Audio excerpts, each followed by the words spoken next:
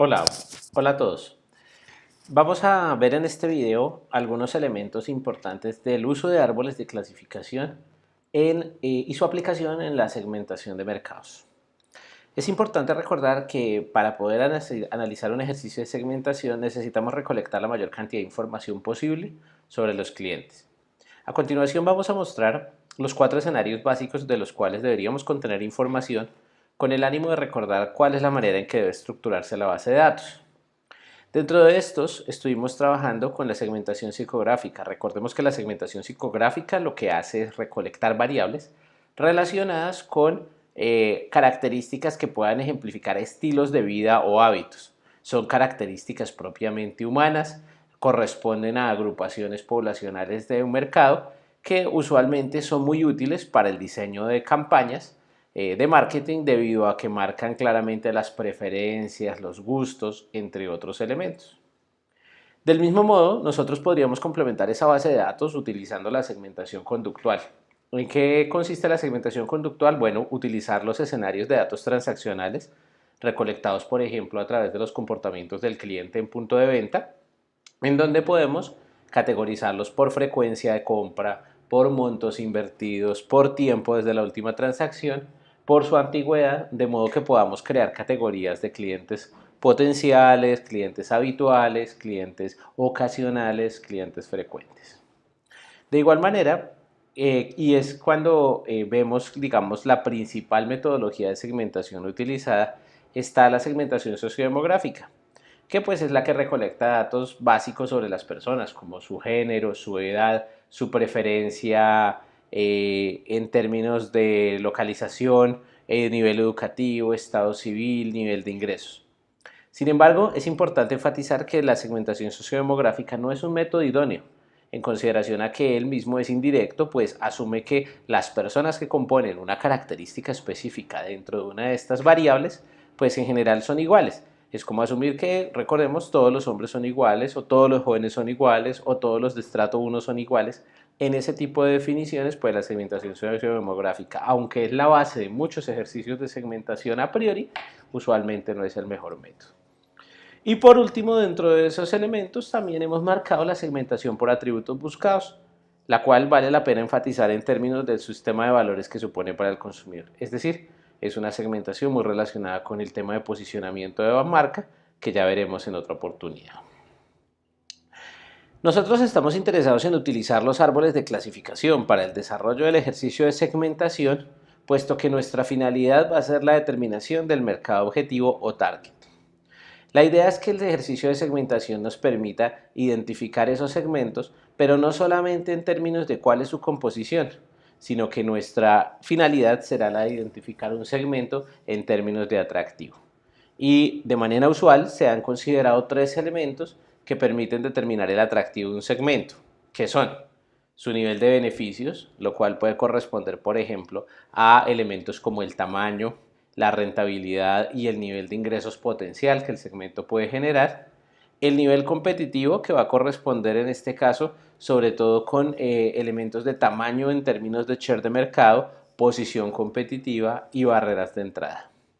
Asimismo, también buscamos generar mercados objetivos que se relacionen el producto con el mercado al que corresponden, como por ejemplo una mayor pertinencia de las características del producto en términos de coherencia con la imagen que se busca proyectar en un determinado mercado o en términos de transferencia de imagen.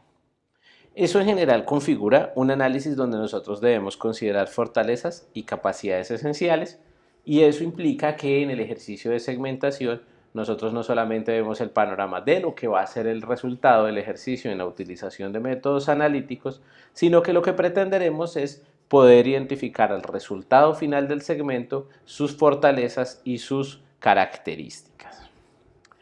Uno de los métodos más comúnmente usados en la segmentación es el que nosotros hemos llamado a priori. Ya lo mencionábamos cuando hablábamos del demográfico. Pero recordemos que la segmentación a priori no suele ser muy conveniente. Cuando decimos segmentación a priori, estamos usualmente formulando un ejercicio de segmentación que está muy basado en el conocimiento previo que se tiene del mercado y en la experiencia del decisor. La segmentación a priori suele recurrir a las variables sociodemográficas pues estas están compuestas por categorías naturales, pero en dado caso no suelen identificar con mucha claridad el potencial de cada uno de los segmentos en nuestra búsqueda por identificar el mercado objetivo o target. Por eso tenemos otros dos métodos que están basados en analíticas que nos permiten entonces obtener segmentos de una manera mucho más objetiva.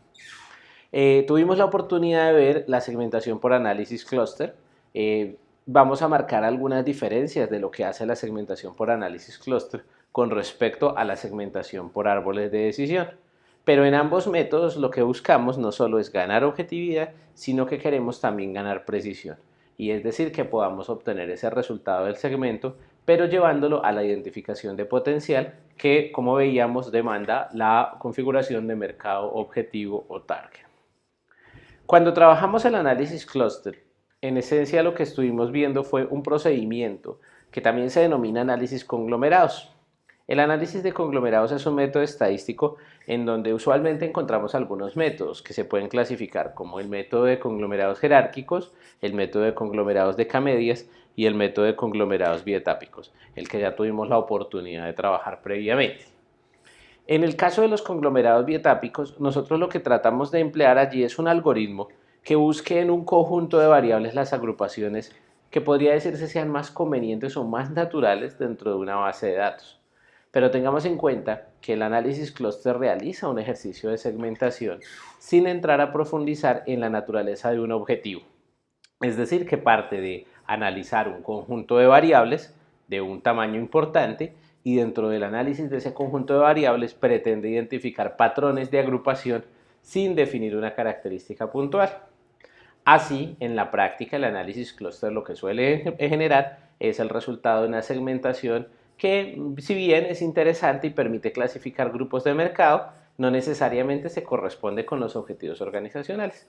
En todo caso, el análisis clúster sí nos permite verificar agrupaciones naturales que al ojo de la persona no suelen ser evidentes y que responden a patrones específicos de la base de datos. Este video se va a centrar en el análisis de árboles de clasificación. Los árboles de clasificación hacen parte de un conjunto de algoritmos denominados data mining o minería de datos. Los árboles de clasificación son una herramienta muy potente. ¿Por qué? Porque aunque nosotros los vamos a utilizar para segmentar, también tienen la capacidad de predecir y categorizar o estratificar. Eso quiere decir que a partir de sus resultados nosotros podemos anticipar conductas, pero a su vez también podemos tomar variables de tipo escalar que naturalmente no vienen expresadas en rangos y dejar que el algoritmo, a través del nivel de profundidad que alcanza en la identificación de patrones, pueda detectar patrones que pronto no son evidentes en términos de la agrupación. Así, en vez de crear, por ejemplo, grupos etarios, pues lo que hace el árbol de clasificación es crear sus agrupaciones de una variable edad en función de una respuesta determinada. ¿Por qué hacemos hincapié en el tema de la respuesta determinada? Porque a diferencia del análisis clúster, donde nosotros no teníamos un objetivo claro sobre el cual realizar la segmentación, en los árboles de clasificación sí la tenemos. Debemos definir una variable objetivo, variable dependiente, en donde nosotros tratamos de verificar cómo la segmentación se comporta a partir de aquella variable objetivo. Su mayor uso es el análisis para productos nuevos, aunque eso no implica una restricción, pero quisiera que lo vieran de esta forma. Nuestra variable objetivo, por ejemplo, podría ser evaluar intención de compra. Si compraría, no compraría. Y esa variable nos representaría una utilidad importante en términos de definir un objetivo para saber cuáles serían las características de segmentación que determinarían o separarían a los compradores de los no compradores. Nuestros árboles de clasificación cuentan con una estructura. Observen en pantalla que al lado derecho tenemos un árbol de clasificación, uno muy básico. Los árboles de clasificación están compuestos por estas casillas que vemos aquí con el nombre de nodo. En esta en que estoy situado en este momento la llamamos nodo 0 o nodo inicial. ¿Qué hace el nodo 0 o nodo inicial? Pues contiene la totalidad de la muestra analizada. En nuestro ejemplo, estamos analizando los datos de un servicio de televisión satelital por suscripción que está tratando de identificar un segmento ideal para el lanzamiento de un producto nuevo, en este caso un canal de noticias.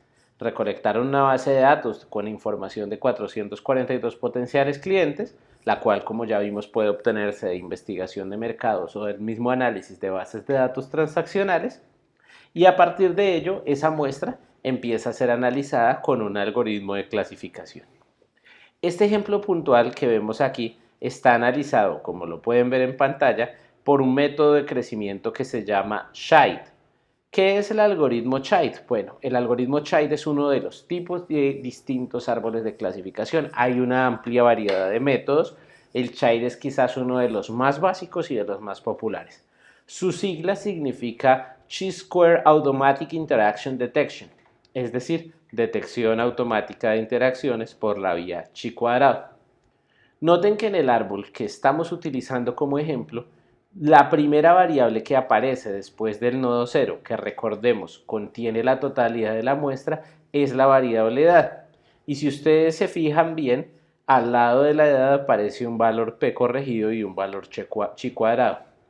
Ese valor p corregido y chi cuadrado corresponden con la aplicación de una prueba de ese tipo para verificar la existencia de relación o no entre la variable objetivo, que en este caso es la aceptación del ofrecimiento del canal, y la variable edad. Como su valor p es inferior al nivel de significancia alfa, que usualmente suele ser de un 5% o 0,05, pues entonces lo que tenemos es que existe una relación entre la aceptación del ofrecimiento y la edad. Observen que lo que estamos aquí es empezar a marcar una segmentación. Nuestra base tiene distintos tipos de información, no solo tiene datos de edad y género, puede tener datos sobre muchas otras variables, estado civil, nivel educativo, intereses o gustos del escenario psicográfico. Pudimos ver que también podría tener información de atributos, de conductas como frecuencia, monto. Nosotros podemos condensar muchísima información en una base, usar el algoritmo SHIDE para que él mismo sea capaz de determinar cuál es aquella variable, como en este caso edad, que presenta un mayor grado de relación con la aceptación del ofrecimiento del canal de noticias. Bien, observen la segunda característica. Aquí ya dijimos que el árbol está segmentando por edad, pero noten que edad, a pesar de que es una variable de escala en nuestra base de datos, usualmente aquí nosotros no la estamos incluyendo como rangos. ¿Quién ha creado estos rangos que dicen edad menor o igual a 37 años y edad mayor a 37 años? Lo ha hecho automáticamente el árbol. Es el árbol quien determina dentro de su análisis de la base de datos que internamente nosotros aquí tenemos una variación en su nivel desde los 37 años, donde observen las casillas no y sí, que están de color azul y color verde, corresponden al total de la muestra sobre la aceptación del ofrecimiento del canal de noticias. Sitúense en el nodo 1 y verán que en este nodo 1 hay 218 personas que hacen parte de las 442 de la base de datos, las cuales 73 han contestado que sí aceptarían el ofrecimiento del canal. Por el lado de los mayores de 37 años, ese porcentaje ya no es 33.5, sino 63.4%, equivalente a 142 personas de un total de 224. Observen bien, si sumamos el nodo 1 con el nodo 2, 218 más 224, tenemos la totalidad de la muestra. Y a partir de ese resultado, noten que, por ejemplo, en este caso empezamos a ver una mayor predisposición a aceptar el ofrecimiento del canal en el lado derecho, es decir, en el nodo 2, donde el sí se concentra en un 63.4%. Este árbol termina en este caso puntual para este nodo 2 aquí. Observen que en la parte inferior nosotros no hemos tenido el crecimiento o un crecimiento adicional en ese árbol. ¿Por qué? ¿Por qué sucede esta situación? Resulta que internamente el software en la construcción del análisis SHIDE pues ha identificado que no hay más variables que se puedan relacionar en ese grupo. Caso contrario sucede en el grupo de menores o iguales a 37 años, donde la siguiente variable incluida es el género. Observen que el género tiene un valor P corregido un poco mayor que el que veíamos en la relación de la edad. Eso va a implicar que por esa razón aparece en un segundo lugar y aparece discriminada por sus agrupaciones consecuentes dentro de la base de datos, que son masculino y femenino. Usando la misma lógica que usamos para comparar los nodos 1 y 2, observen que en el nodo 3 tenemos un porcentaje de sí de 43.3 y un porcentaje de sí en el caso femenino de 25.6. Nuevamente, si tomamos 97 más 121, ese resultado nos debe dar los 218 correspondientes a la categoría o agrupación de menores o iguales a 37 años de edad. ¿Qué debemos hacer nosotros con este árbol? Bueno, este árbol es susceptible ya de ser interpretado, pero observemos algo en puntual. Lo primero es que pues estamos viendo una clasificación interesante, más sin embargo esa clasificación interesante empieza a marcarse sobre todo en el nodo 2. Nosotros debemos tener en cuenta algo muy importante. Solo interpretamos los nodos finales, es decir, aquellos nodos que como el nodo 2, el nodo 3 y el nodo 4 no tienen hijos. ¿Por qué interpretamos solamente esos? Pues los nodos que sí son padres, como es el caso del nodo 1, son apenas pasos intermedios que no me permiten profundizar en la totalidad de la relación. La idea es que nosotros nos paremos solamente en los nodos finales y realicemos la interpretación a partir de sus resultados. Si yo quiero tomar el caso de mercadeo de la lectura de este árbol, observen que lo que puedo hacer en primera instancia es comparar el porcentaje de personas que acepta el ofrecimiento del canal en la muestra total, que recordemos es 48.6%, aquí sobre el 442, y veamos qué nodos finales superan ese porcentaje. Tenemos el nodo de mayores de 37 años de edad, 63.4%, efectivamente este lo cumple. Tenemos el nodo de masculinos, 43.3%, no lo cumple, no es mayor que el porcentaje total, ni el de femeninos, que tiene un porcentaje de 25.6%. En este caso, nuestro único nodo que está mostrando un segmento con un mayor potencial para aceptar el ofrecimiento del canal es el nodo 2, que está asociado a la característica personas mayores de 37 años o que no registraron la edad, que es lo que va a significar este perdidos. Algunos podrían decir, oiga, qué interesante, ¿por qué? Porque entonces yo podría tomar toda la base de datos y aplicar una campaña en donde sé que voy a tener un 48.6% de respuestas positivas, o mejor, solo voy a tomar una parte de la base, que sería aproximadamente en este caso la mitad, los 224 sujetos, y tener una posibilidad de rentabilidad mayor. Yo creo que esto nos permite evidenciar el extremo de dos políticas de marketing en donde se puede también diagnosticar el tipo de modelo de gestión que utiliza. Hay organizaciones donde el modelo de gestión tradicional impera y de pronto le interesaría más los ingresos y es bueno, si yo le puedo vender a 215, quiero venderles a los 215, no me importa cuánto esfuerzo o cuánto desperdicio tenga que hacer para venderle a esos 215. En ese caso ese desperdicio serían 227 contactos. Imagínense que pudieran ser, qué sé yo, llamadas de contact center, mensajes vía mailing, cualquier método de contacto directo. Y en este caso lo que estaría trayendo sería pues un desperdicio del 51.4. Una postura de un modelo de gestión mucho más orientado al relacionamiento, que no piensa tanto en el ingreso, sino que piensa más en la rentabilidad, en ser eficiente, se enfocaría en el nodo 2. ¿Por qué? Porque diría, bueno, yo ya no contacto a todos los 442, contacto solamente a 224, pero resulta que cuando contacto esos 224 estoy disminuyendo casi que a la mitad mis costos de contacto. Y en ese momento logro una efectividad de venderle a 142, el 63%. Creo que como veremos en un instante, es evidente que este nodo genera una mayor rentabilidad, así no genere el nivel de ingresos que genera el contacto con la muestra total. Pero en este caso eso va a corresponder con la búsqueda de una mayor eficiencia. No obstante lo anterior, y creo que hasta ahora lo hemos podido ver con total claridad, observen que este cuadro que está al lado de la izquierda nos muestra una tabla de clasificación. ¿Para qué es útil esta tabla de clasificación? Para que nosotros podamos evidenciar cuál es el porcentaje de efectividad que está teniendo nuestro árbol. Ustedes seguramente de entrada se van a fijar en este valor que aparece aquí como 64.9%. 64.9% en este caso está ilustrando que cualquier pronóstico que se vaya a hacer a través de este árbol de clasificación va a acertar en un 64.9% de los casos. Algunos podrían ver que es relativamente bueno, pero hay que tener en cuenta que cuando predecimos con un porcentaje de efectividad del 64%, 64.9% como es el caso, podemos estar teniendo unas pérdidas sobre el 35.1% de fallos en el pronóstico. Casi que en otras palabras, es que le estamos acertando a 2 de cada 3 pronósticos posibles. Ese porcentaje 64.9 ¿de dónde emerge? Va a emerger de la relación que vemos entre la realidad, que aquí aparecen las filas con el no y sí observado, y lo que el modelo de árbol que obtuvimos es capaz de pronosticar, que también aparece clasificado con un no y sí. Observen, relación entre observado, realidad, y pronosticado por el modelo. ¿Qué me interesa? Me interesa que si en la realidad el modelo observó que no, pues pronostique que una persona no va a comprar. Me va a interesar el no, no. Y lo mismo va a suceder en el sí, sí.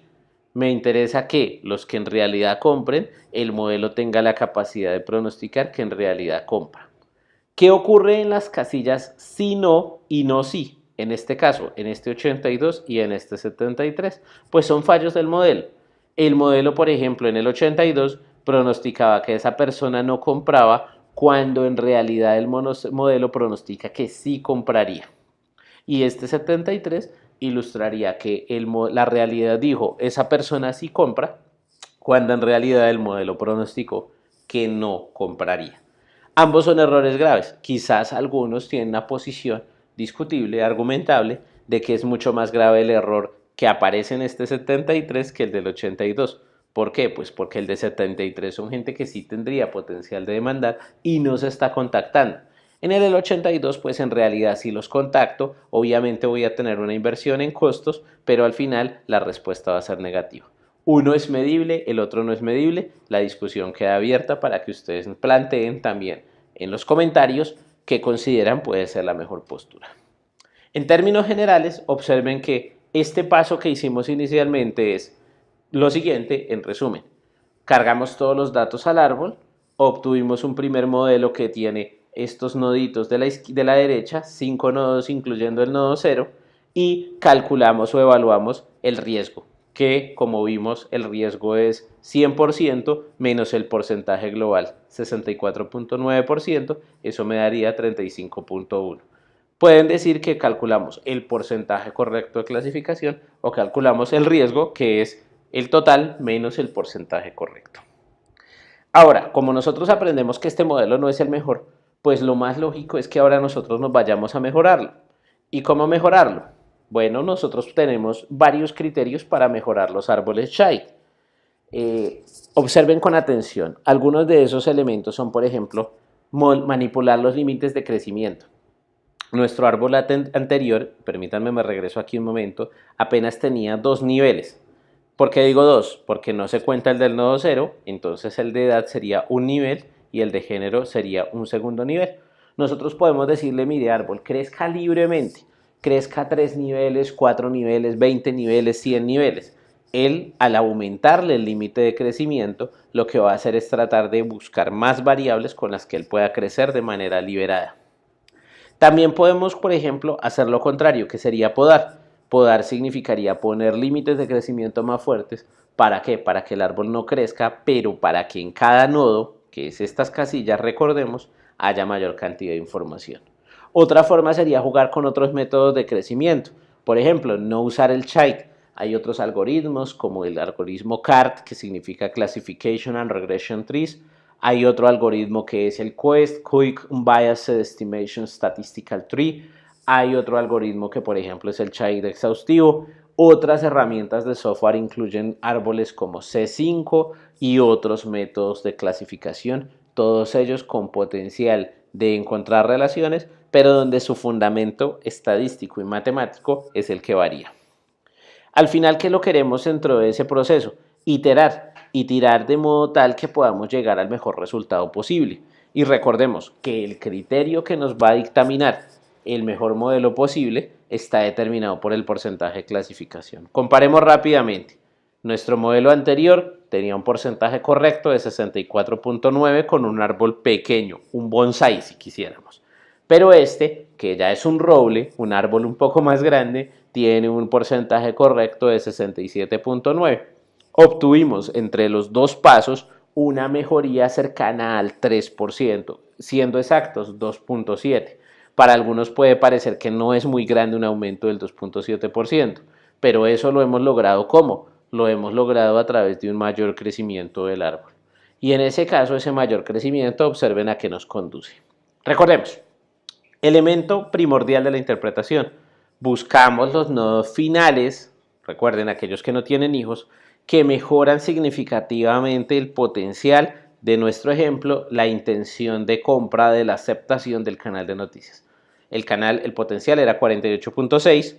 Nosotros aquí estamos encontrando, por ejemplo, este nodo 4 de muy buen porcentaje, 78.7%, este que tiene 59.3%, este es de 27, es menor, no lo incluiríamos porque en particular no supera lo que sucede en el nodo 0 o en el total de muestras sin modelo. Este es de 63%, muy interesante. Este de 31%, basados en el mismo criterio que usamos para el nodo 6, no nos serviría. E igual con el nodo 1, que apenas tiene un 18.6%. Observen que entonces hemos identificado al menos 3 nodos, el nodo 8, el nodo 3 y el nodo 4, que superan con creces las expectativas de la segmentación sin seleccionar el árbol. Nuestro nodo 8, este que tenemos acá, tiene un porcentaje de intención de compra del 63%. Basados en nuestra muestra, eso es un 46% del total. Son 46 registros de los 442 que se utilizaron para estimar. ¿Quiénes son? Personas que tienen educación mayor a 12. En este caso, la variable educación está medida como número de años de educación. Más de 12 años de educación. Hombres que tengan entre 23 y 37 años de edad. ¿Vieron lo que hice? Partí del nodo final y a partir de la efectividad de ese nodo final empecé a subir paulatinamente en los distintos pisos del árbol. Mayores de 12 años de educación, hombres entre 23 y 37 años de edad. ¿Qué probabilidad de compra tendrían? Se podría decir, porque a la larga la intención está medida en esa variable, 63%. En el segundo nodo que tenemos, nuestro segundo nodo seleccionado fue el nodo 3. Únicamente tiene un nivel y en este caso son personas que tienen entre 37 y 60 años. Recuerdan que nuestro árbol de clasificación anterior creaba agrupación solo para los menores a 37 y los mayores a 37. Pues bueno, este árbol con esas modificaciones o mejorías ya no crea 2 grupos etarios para edad, sino 4. Y en este caso puntual particiona menores a 23, de 23 a 37, de 37 a 60 y mayores a 60. En nuestro ejemplo, 59.3% es la efectividad del nodo 3. Y en el de nodo 4, que es mayores de 60 años de edad, la efectividad de intención de compra sería del 78.7%. Miren con detalle la cantidad de opciones que pueden haber emergido de esta segmentación. Aquí lo tenemos en la nota de la parte inferior izquierda. Nuestro análisis permite extraer varias opciones que podemos examinar en función de valor esperado y en función de la política de la organización y por el esfuerzo de la táctica que se quiera seguir en términos de costos. ¿Qué quiere decir eso? Yo podría tomar la decisión de no usar el árbol y contactar a los 442 o a la muestra virgen que yo considere, no depurarla y saber que puedo esperar una efectividad del 48%, o mejor, tomar esa muestra que no he utilizado y a sabiendas de que los que han respondido en el pasado han tenido estos niveles de efectividad, contrastar, por ejemplo, y solamente llamar a los mayores de 60 años. Sí, estoy contactando apenas un 10% de la muestra con respecto al total, pero en ese porcentaje casi que 3 de 4 llamadas, es más, casi 4 de cada 5 me responden de manera efectiva. Entonces uno podría decir, bueno, tengo una pistola cargada, una escopeta, puedo empezar a disparar, aquí arriba le disparo a todos, de pronto le pego a la mitad, pero aquí le disparo a todos, de pronto le pego a 4 de cada 5. ¿Qué sería preferible? Pues va a depender del modelo de gestión de marketing de la organización. Si lo que pretende es venderle a todo el mundo y está en una fase, por ejemplo, de crecimiento, pues le va a interesar entonces tratar de tener la mayor cuota de mercado posible y eventualmente se dirigiría al nodo cero. Pero cuando ya está buscando eficiencia, está tratando de seleccionar los mejores clientes, responde mejor a un modelo de marketing relacional, podría de pronto movilizarse solamente hacia el nodo 4, a sabiendas de que es mucho más costo eficiente y genera unas rentabilidades más altas a nivel individual. Noten que nos quedan dos opciones intermedias, la de nodo 3 y la del nodo 8. Y también nos quedan todas las opciones posibles de segmentación que sean combinaciones. Por ejemplo, alguien podría decir, bueno, yo quiero contactar a todos los del nodo 3 y nodo 4. Otro podría decir, no, yo quiero incluir a los del nodo 4 y los del nodo 8 y sumar su efectividad. Son decisiones absolutamente válidas. Eso sí, hay que tener en cuenta que si, por ejemplo, yo decidiera combinar el nodo 4 con el nodo 8, que son perfiles totalmente diferentes, mayores a 60 años, y personas de entre 23 y 37 que sean hombres con más de 12 años de educación, pues la efectividad que puedo esperar no va a ser la del nodo 4 total, sino un promedio ponderado entre este 78 y este 63%. Ahora bien, si nosotros recordamos lo que vimos en el primer árbol, pues tenemos que tener presente evidentemente el porcentaje de clasificación correcto. Y en este caso hemos ganado unos punticos adicionales, 67.6%.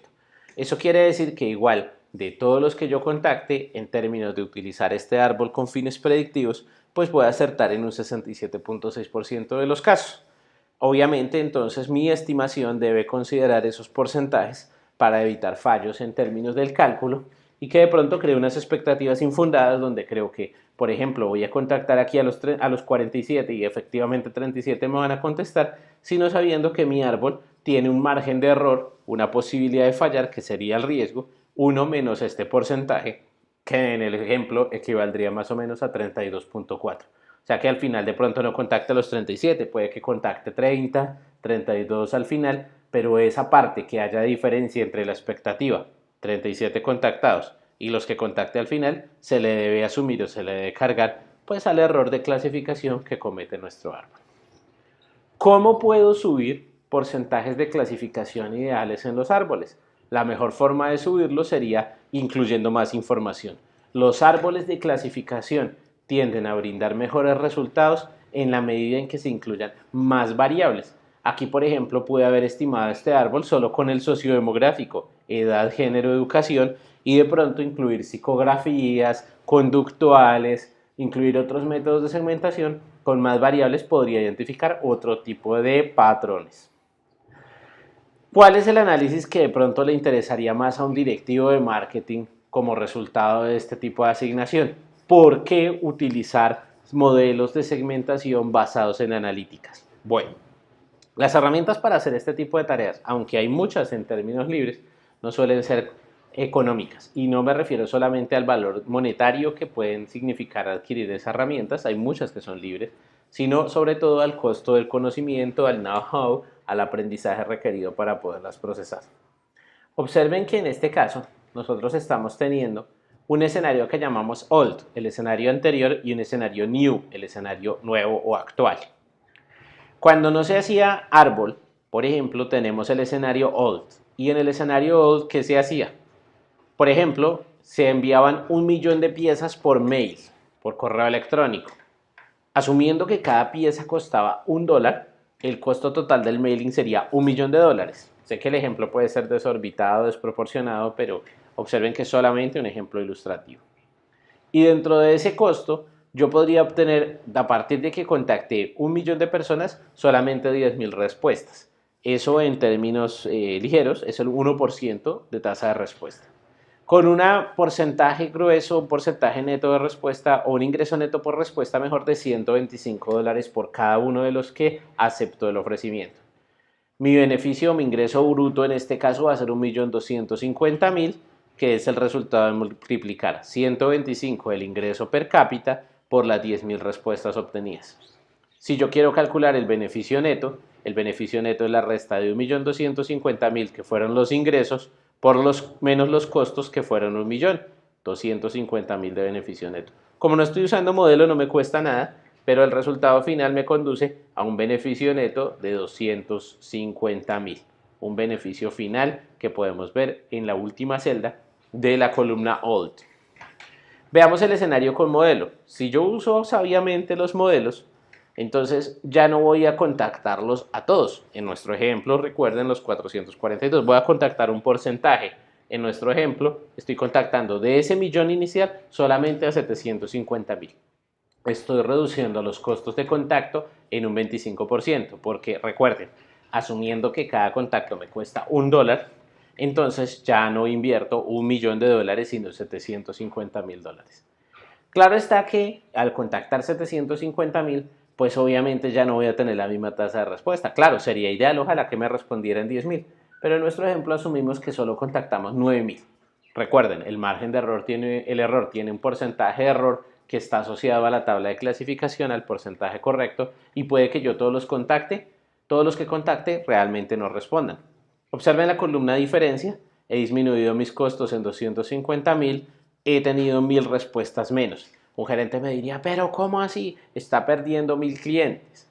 No, porque ¿qué pasa? Si yo tengo el mismo ingreso neto, al final sí tengo un ingreso menor, $1.125.000. Pero resulta que cuando yo resto los costos, 1.125.000 menos 750.000, mi beneficio neto pasó de ser 250.000 a 375.000. Una diferencia positiva de $125.000. ¿Qué es mejor? Volumen, que sería la columna Old, o eficiencia, que sería la columna New. Julián les cobra $40.000 por el modelo y al final usted queda con un beneficio final de 335.000. Bueno, $40.000 los podemos negociar. Si están interesados, no deben contarme, ¿vale? Como resultado final, la diferencia es que ganamos $85.000 en una simple campaña en donde aparte fuimos más eficientes, contactamos menos gente, desperdiciamos menos el canal de mail, obtuvimos un número de respuestas similar, pero nuestros precios no cambiaron, no tuvimos que modificar nada en términos de la decisión sobre producto, solo ganamos eficiencia como resultado del uso de árboles de clasificación en este ejemplo. Bueno, un mensaje final para despedirme. En un próximo video y en las próximas sesiones presenciales compartiremos el tema de posicionamiento. Les estaré contando todas las novedades que emergen de nuestra situación actual. Espero hayan mucho disfrutado este modelo, este árbol, este video también. Y por favor recuerden enviarme todas sus preguntas a través del canal que tenemos establecido para la clase. Un abrazo especial.